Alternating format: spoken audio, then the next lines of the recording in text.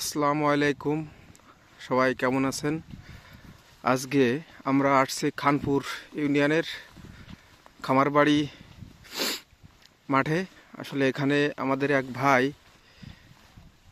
এই যে আলিম ভাই, সে কিন্তু ভিন্ন জাতের সরিষা চাষ করেছে। আপনারা দেখতে পাচ্ছেন এই সরিষা।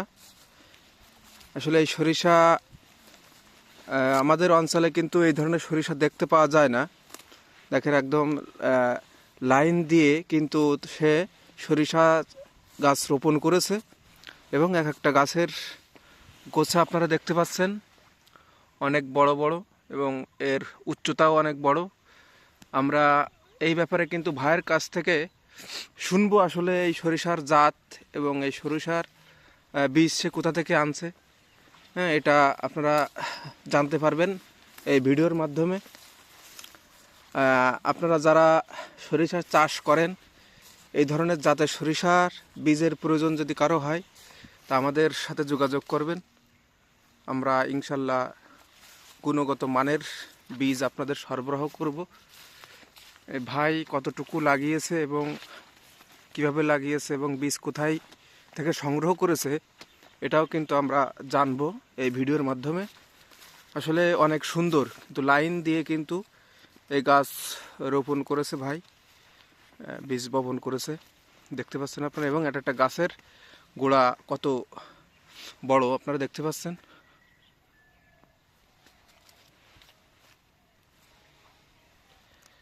এখানে কিন্তু বিভিন্ন সার মাটিও প্রয়োগ করা হয়েছে, তার ভিতরে স্মার্ট অ্যাগ্রোভেটের পণ্য বেশি ব্যবহার করেছে ভাই।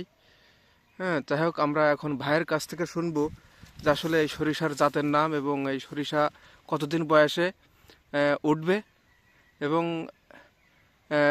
তিনি এই চাষে কেন উদ্বুদ্ধ হলো সে বিষয়েও জানবো। আসসালামু আলাইকুম ভাই। ওয়ালাইকুম আসসালাম। ভালো আছেন? ভালো আছি। আসলে ভাই, এই আপনি যে সরিষা লাগাইছেন, আমাদের অঞ্চলে কিন্তু এই ধরনের সরিষা দেখা যায় না। আর এরকম লাইন দিয়ে কারো সরিষা আমরা লাগাতে দেখিনি এই পর্যন্ত। এবং আপনি যে সরিষা লাগাইছেন এ তো মনে করেন ধান গাছের মতো মোটা মোটা গুছা হয়েছে। আসলে এর বিশেষত্ব কি?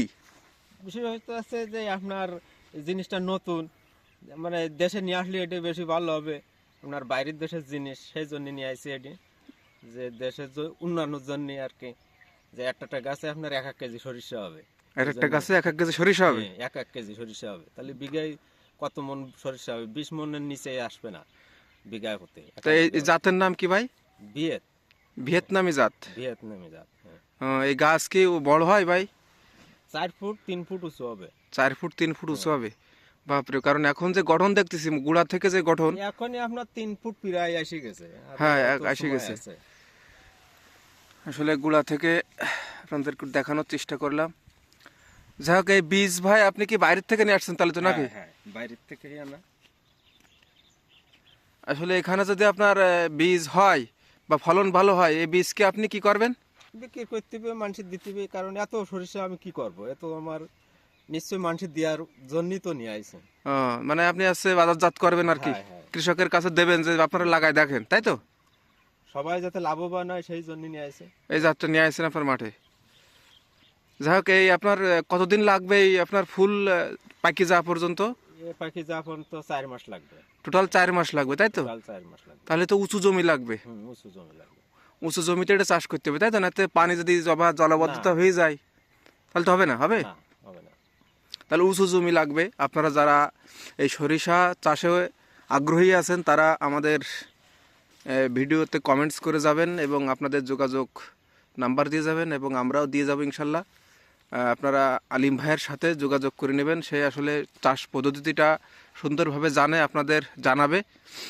যাই হোক, আজকের মতো আমরা এখানে শেষ করছি। সবাই ভালো থাকবেন, সুস্থ থাকবেন।